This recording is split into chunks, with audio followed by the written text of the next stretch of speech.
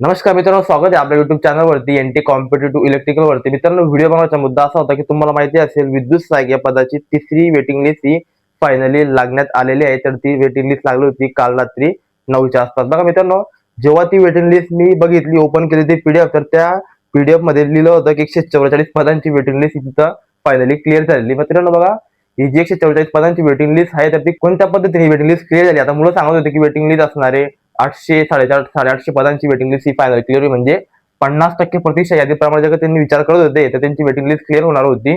846 एवढी waiting list ही व्हायला पाहिजे होती क्लिअर. तर बघा, म्हणजे मॅक्झिमम तीच इच्छा होती की 846 पदांची वेटिंग लिस्ट ही क्लिअर व्हायला पाहिजे. पण मित्रांनो, तसं काही झालेलं नाहीये. ती जी काही आपली वेटिंग लिस्ट आहे तर ती काढण्यात आली आहे. रिक्त पदानुसार ती लिस्ट ही काढण्यात आलेली आहे. मित्रांनो, हा पॉईंट तुम्ही लक्षात असू द्या. जे मुलं सांगत होते 846 अकॉर्डिंग म्हणजे 50% अकॉर्डिंग, तसं काही झालेलं नाही. बघा, या गोष्टीमध्ये सीन काय होता माहिती का, तुझे दोन चान्स होते.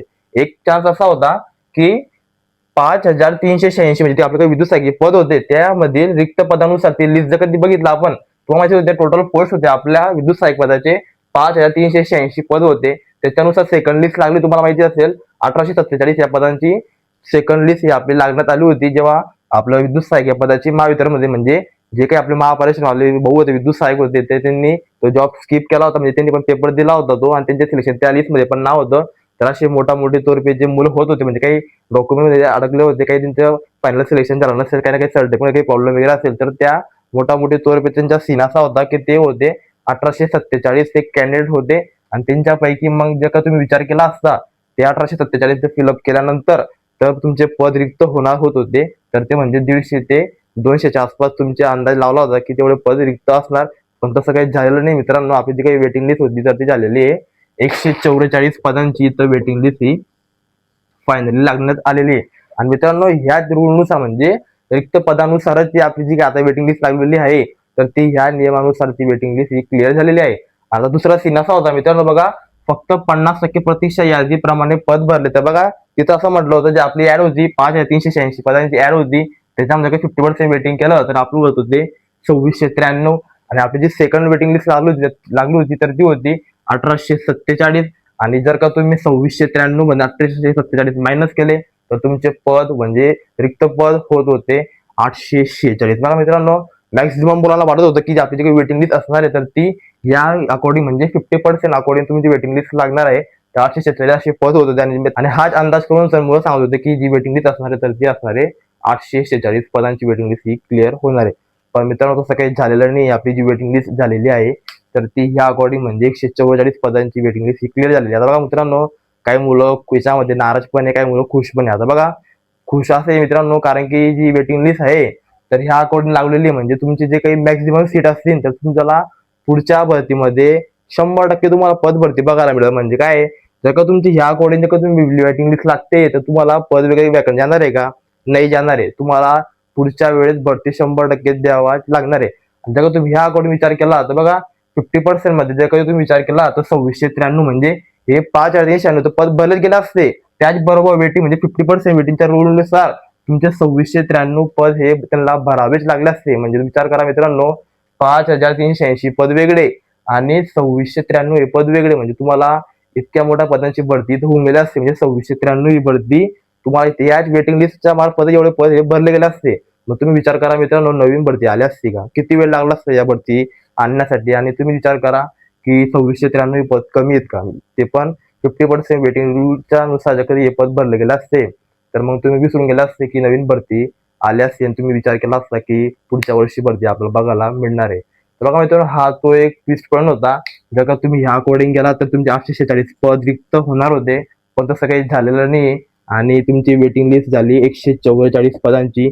आणि याच्यामध्ये बघा, जे काही आपले होते 846 वाले भाऊ होते, त्यांना आशा होती काही ना काही की बाबा आपलं 1-2 मार्कांनी राहिलेलं आहे तर आपल्या वेटिंग लिस्ट मध्ये 100% नंबर लागून जाईल, लिस्ट मध्ये नाव असेल आणि आपलं सिलेक्शन होऊन जाणार. पण तसं काही झालेलं नाही. फक्त 144 पदांची वेटिंग लिस्ट इथं क्लिअर झालेली आहे. आणि मित्रांनो, तुम्ही विचार कधी केला कट ऑफचा विषय असा आहे मित्रांनो, बाकीच्या मुलांना वाटलं होतं 2 मार्क होते, 3 मार्क होते, 4 मार्क होते. यांना आशा होती की आपलं या लिस्ट मध्ये नाव येऊन जाईल आणि आपलं सिलेक्शन होऊन जाणार. पण तसं काही झालेलं नाही मित्रांनो.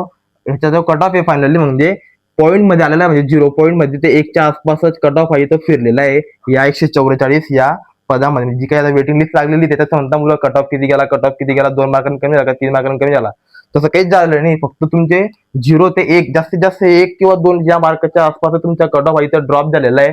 त्याच्यापेक्षा जास्त कट ऑफ ड्रॉप झालेला आहे. मित्रांनो, याच्यावर तुम्ही अंदाज लावून घ्यायचा की कॉम्पिटिशन किती तगड्या लेवलला इथं होती. जेव्हा जेव्हा केव्हा पॉईंट मध्ये किंवा 1 मार्काने कट ऑफ फक्त ड्रॉप होतोय, तर त्या कंडिशनला तुम्ही स्वतः विचार करायचा आहे की कट ऑफ म्हणजे एक्झाम जी होती, ती जी काही भरती जी काही फाईट होती, तर ती किती हार्ड लेवलला तिथं कॉम्पिटिशन होती.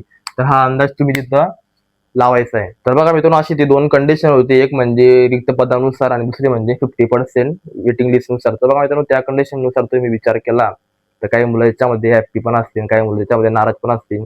असं तो विषय वेगळा आहे मित्रांनो. आता तुम्ही मूव ऑन होऊन जा. म्हणजे तू विचार आता करू नका की आपलं सिलेक्शन झालं नाही, आता काय करू, 2 मार्क राहिलं, फक्त 1 मार्क जास्त राहिला असतं, माझं सिलेक्शन झालं असतं. तुम्ही विचार करा मित्रांनो, जर का तुम्हाला 1 मार्क जास्त राहिला असता, 2 मार्क जास्त राहिले असते, तर तुम्ही आता कंडिशन तुम्ही बोलताय तरी वेळ आली असती का? नाही आले असते. तुमचं तेव्हा सिलेक्शन म्हणजे पहिल्या लिस्टमध्ये तुमच्या नाव आलं असतं. तुम्ही कुठं कमी चुकला, तुम्ही स्वतः विचार करा की आपण जर कधी 2 मार्क 3 मार्क जास्त ऍडिशनल घेतले असते, तर आज आपण कुठे राहिलो असतो? आज आपण आपल्या मित्राबरोबर राहिलो असतो, आज त्यांच्या बरोबर काम केलं असतं, ड्युटी केली असते, आणि आज आपण कुठे आपण करतो फक्त की यार 2 मार्क जास्त पडले असते तर वेटिंग लिस्ट लागली असती. आपण फक्त याच्यामध्ये की वेटिंग लिस्ट किती पदांची क्लिअर होणार होती, 846 पदांची वेटिंग लिस्ट कसं क्लिअर झाली नाही, 144 पदांची वेटिंग लिस्ट कसं क्लिअर झाली, फक्त हे तुम्ही अंदाज लावताय भरतीमध्ये घोटाळा झाला असं काही मुलं सांगताय. तर मित्रांनो, तो गोष्ट तुम्ही आता सोडून द्या. जे झालं ते झालं. आता तुम्हाला काही परत येणार आहे का ती गोष्टी? तुम्हाला काही होणार नाही आता या गोष्टीमध्ये की 846 पदांची भरती तुम्ही आंदोलन करशाल, ते करशाल, तसं काही होणार नाही. जे वेटिंग लिस्ट होती त्यांनी या नियमानुसार त्यांनी वेटिंग लिस्ट लावलेली आहे. त्यांनी प्रूफ पण केलं होतं की 150 ते 200च्या आसपास ते पद रिक्त होणार होते, आणि त्यांनी बरोबर 144 पदांची ती वेटिंग लिस्ट ती लावलेली. मात्र विषय येत नाही, तुम्ही 846 पदांच्या नुसार कसं काय वेटिंग लिस्टची मागणी करशाल? तो विषय तुम्ही आता सोडून द्या डायरेक्ट. त्यामुळे सांगतो मित्रांनो, तो विषय तुम्ही आता सोडून द्या डायरेक्ट की वेटिंग लिस्ट किती लागली, कमी झाली, काय झालं. बघा मित्रांनो, मला आधी समजतं तुमचं एवढं काही तुम्ही अभ्यास केला, तुमच्या मित्राबरोबर तुम्ही सोबत क्लास लावला, सोबत अकॅडमी जॉईन केली, सोबत तुम्ही टेस्ट सिरीज दिली, सोबत फॉर्म अप्लाय केला, प्रत्येक गोष्टीमध्ये तुमचा मित्र तुमच्या बरोबर होता. फक्त एक गोष्टीमध्ये तो मागे राहिला, म्हणजे तुम्ही मागे राहिले, तर ती म्हणजे सिलेक्शन यादीमध्ये. बघा मित्रांनो, ही पण गोष्ट मी स्वतः पर्सनली समजू शकतो तुमची फिलिंग, तुमच्या मनात काय चालू असेल. कारण की जेव्हा वाईट तेव्हा वाटतं मित्रांनो, जेव्हा आपला बरोबरचा मित्र मस्त इंस्टाग्रामला फोटो वगैरे पोस्ट करत असतो वर्दी वरते, आणि आपण असतो घरी आणि आपण असतो बेरोजगार, तर त्या कंडिशनला सर्वात जास्त वाईट वाटत असतं. तर ते म्हणजे आपलं वाटत असतं. कारण की विचार करा तुम्ही, प्रत्येक गोष्टीमध्ये आपल्या सोबत आहे आणि याच गोष्टीमध्ये आपण मागे आहेत. आणि मग आपल्याला घरचे पण बोलतात, नातेवाईक पण बोलतात की तो मुलगा लागून गेला, तुम्ही सोबत अभ्यास केला, तू कसं काय मागे राहून गेला, तू कसं काय लागला नाही. तर ह्या गोष्टी प्रत्येकच्या लाईफमध्ये येत असतात मित्रांनो. असं नाही की तुमच्या लाईफमध्ये असणार आहे, प्रत्येकच्या मुलाच्या लाईफमध्ये क्षण येतच असतो. त्याच्यामुळे तो एवढा विचार करायचा नाही की आपलं झालं नाही, ते झालं नाही. विचार करा तुमच्या आता आता हे जे झालं ते झालं, नंतर पुढे दिवस तुम्हाला काय करायचंय हा तुमचा मोठा मोटिव्ह असला पाहिजे. की आता जे काही भरती वगैरे येतील त्या गोष्टीमध्ये तुम्ही कम्फर्टेबल आहात का, तुम्ही 100% तयारीमध्ये आहात का, हा पॉईंट तुम्ही लक्षात असू द्या मित्रांनो. आणि तो विचार करू नका आता की वेटिंग लिस्ट ही अजून लागेल का, तिसरी चौथी वेटिंग लिस्ट लागेल का, तसं होणार नाही. आता ते पॉसिबल आहे नाही. आता आपला सगळे अभ्यास वगैरे करा. बघा, वेटिंग लिस्ट जी लागलेली आहे तर ती ह्या नियमानुसार लागलेली, म्हणजे 144 पदांची वेटिंग लिस्ट क्लिअर झाली, आणि या वेटिंग लिस्ट नुसार 50% नुसार ती वेटिंग लिस्ट क्लिअर झालेली नाही. म्हणजे तुम्हाला 100% म्हणजे भरती बघायला मिळणार आहे तुम्हाला. म्हणजे आता तुमच्या 2026 चालू 27 मध्ये तुम्हाला 100% भरती बघा, म्हणजे त्याला द्यावीच लागणार आहे, कारण की पद असणार आहे, रिक्त असणार आहे. ठीक आहे. तर हे 2693 पद या आकडेनुसार भरले गेलेले नाही, म्हणजे तुम्हाला पद 100% बघायला तिथं भरती बघायला मिळणार आहे. तर तुम्ही हा गोष्टी विचार करू नका भरती येईल का नाही येणार ते आता तुम्ही जेव्हा सोडून द्या. मित्रांनो, तुम्हाला शेवट एकच सांगतो, बघा, जे काही आपलं नशिबात असतं तर ते हमखास आपल्याला मिळत असतं. आणि जर का तुम्ही विचार केला ते गोष्टीसाठी, तुम्ही म्हणशाल की आपण एवढं एफर्ट दिले नाही झालं, आपण एवढं क्लास लावले, बॅच केले, ऑनलाईन केले, ऑफलाईन बॅच केले, अभ्यास केला, स्टडी केलं, सर्व काही करून आपल्याला काही यश मिळत नसेल, तर त्या कंडिशनला आपण ते जे काही अपयश असणार ते आपण ते स्वीकारून घ्यायला पाहिजे. हे जे आपलं कर्तव्य असतं, आणि आपण जे आपलं जे काम असतं, आपलं जे कर्तव्य असतं ते पूर्णपणे फॉलो करायचे, हे जे आपलं काम असतं. मित्रांनो, आपल्या नशिबात जे असणार आहे ते तुम्हाला 100% मिळणार. बघा, आज तुमच्या नशिबामध्ये विद्युत सहाय्यक नसेल, पण दुसऱ्या दिवशी तुमच्याकडे एकदम भारी पोस्ट असणार सेंट्रल गव्हर्नमेंटची, हे कोणाला माहिती असेल, हे आपण विचार करत नाही. आपण फक्त विचार करतो नाही झालं विद्युत सहाय्यक मध्ये, मग काय करू, आता काही होणार नाही, काय होणार नाही, सर्व काही होईल. फक्त अभ्यास करा. तुम्ही इतक्या जागा पडल्या असतात सेंट्रल गव्हर्नमेंट मध्ये, तर त्या गोष्टीमध्ये तुम्ही फोकस केलं तर तुम्ही विद्युत सहाय्यक हे काय हे तुम्ही विसरून जाशाल मित्रांनो. बघा, ही गोष्ट तुम्ही लक्षात असू द्या. प्रत्येक गोष्टीमध्ये विद्युत सहाय्यक करू नका. विद्युत सहाय्यक म्हणजे आहे म्हणजे सर्व काही असतं, तसं काही नसतं. त्या दुनियापेक्षा बाहेर पण निघा, बाहेर पण वेगळं जग आहे, बाहेर पण वेगळ्या मोठ्या मोठ्या पदांच्या भरत्या असतात सेंट्रल गव्हर्नमेंट मध्ये.